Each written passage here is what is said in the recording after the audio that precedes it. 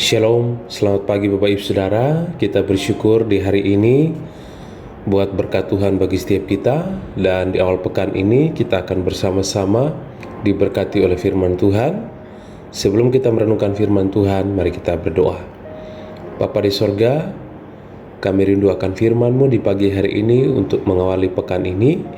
Tuhan Yesus memberkati sharing firman-Mu. Di dalam nama Tuhan Yesus kami berdoa, haleluya.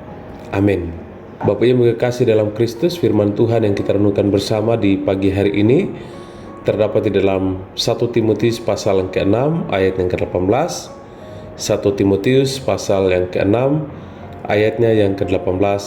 Firman Tuhan berkata demikian. Peringatkanlah agar mereka itu berbuat baik, menjadi kaya dalam perbuatan baik, suka memberi dan membagi. Peringatkanlah agar mereka itu berbuat baik, menjadi kaya dalam perbuatan baik, suka memberi dan berbagi. Bapak Ibu Saudara yang dikasihi dalam Kristus, ada seorang yang bernama Cindy Kuno, seorang pegawai sebuah restoran terkenal di Kansas, sedang menunggu salah satu pelanggan tetapnya selama 3 tahun. Ia selalu memberi tip besar kepada Cindy, bahkan kadang sampai setengah dari uang yang ia belanjakan di situ. Suatu hari, ada sebuah keunikan yang terjadi, di mana ia melakukan hal yang tidak lumrah, yaitu di mana ia memberi Cindy tip sebanyak 90 juta rupiah ketika ia membeli makanan seharga 234.000. Ia berkata kepada Cindy, "Ketahuilah, ini bukan lelucon." Bapak Ibu Saudara, kalau kita perhatikan tindakan ini suatu hal yang luar biasa. Boleh dikatakan sungguh radikal atas kemurahannya yang ditunjukkan kepada orang ini. Kalau kita perhatikan teks bacaan kita tadi dalam 1 Timotius pasal 6 ayat yang ke-18, maka kita melihat bagaimana nasihat Rasul Paulus kepada Timotius supaya ia mendorong orang-orang kaya dalam jemaat untuk menunjukkan kemurahan hati yang radikal di dalam 1 Timotius pasal 6 ayat 18 tadi. Timotius melayani di sebuah kota yang makmur, yaitu di kota Efesus, yang sebagian jemaatnya adalah orang-orang yang berada atau orang-orang kaya. Beberapa di antara orang-orang kaya itu tak memahami tanggung jawab mereka terhadap kerajaan Allah. Sehingga Paulus menantang Timotius supaya ia memperingatkan mereka bahwa kekayaan yang sebanyak yang mereka miliki menuntut tanggung jawab yang besar pula, termasuk untuk menjadi rendah hati, untuk mengandalkan Allah dan tidak mengandalkan kekayaan, dan menggunakan uang untuk melakukan kebaikan, menggunakan kekayaan yang mereka miliki untuk melakukan hal-hal yang baik.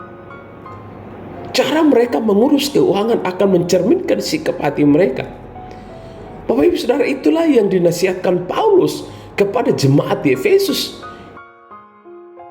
Walaupun kita tidak kaya, tetapi Allah juga memanggil kita untuk menunjukkan kemurahan hati yang radikal.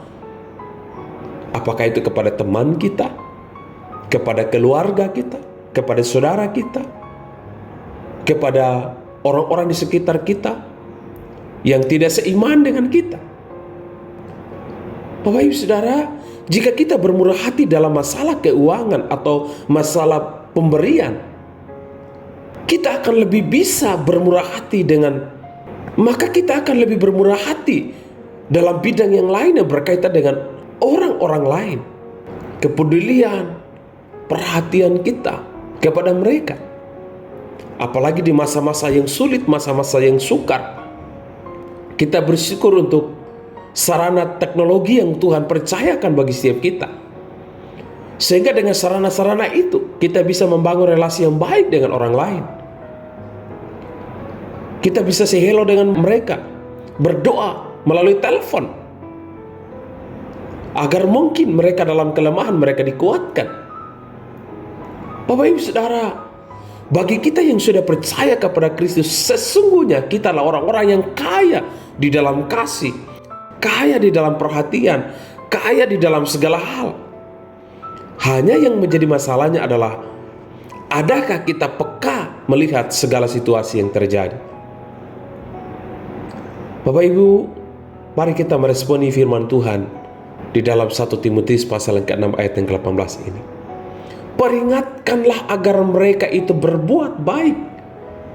Mereka menjadi kaya dalam perbuatan baik, suka memberi dan membagi. Biar kali ini menjadi gaya hidup kita, agar dunia melihat Kristus yang hadir dalam hidup kita. Mari kita berdoa. Bapa di sorga, terima kasih, kami bersyukur. Biarkanlah di awal pekan ini Tuhan, kami memiliki semangat yang baru, sehingga dengan karunia talenta, dengan harta benda yang Engkau titipkan di dalam hidup kami, ajarkan bagi kami untuk meresponi firman-Mu di pagi hari ini, melakukan perbuatan-perbuatan baik. Biarkanlah memberi, berbagi, mengasihi, menunjukkan kepedulian itu menjadi gaya hidup kami, dan bukan untuk mempromosikan diri kami, bukan untuk menyombongkan sesuatu kebaikan, tetapi untuk mengisi kehidupan ini yang Tuhan anugerahkan, untuk kami menyatakan kasih kepada dunia yang membutuhkan. Terima kasih ya Tuhan, berkati segala usaha pekerjaan kami, berkati hidup kami secara pribadi. Dan jika Tuhan mendapati kami saat ini dalam kelemahan, dalam keadaan sakit, bahkan ada yang terpapar COVID-19, kami percaya ada kesembuhan yang terjadi dalam hidup kami. Kami melangkah dengan iman dalam sepekan ini, dalam nama Yesus kami berdoa, haleluya, amin. Demikianlah renungan di awal pekan ini. Tuhan Yesus menyertai. Shalom.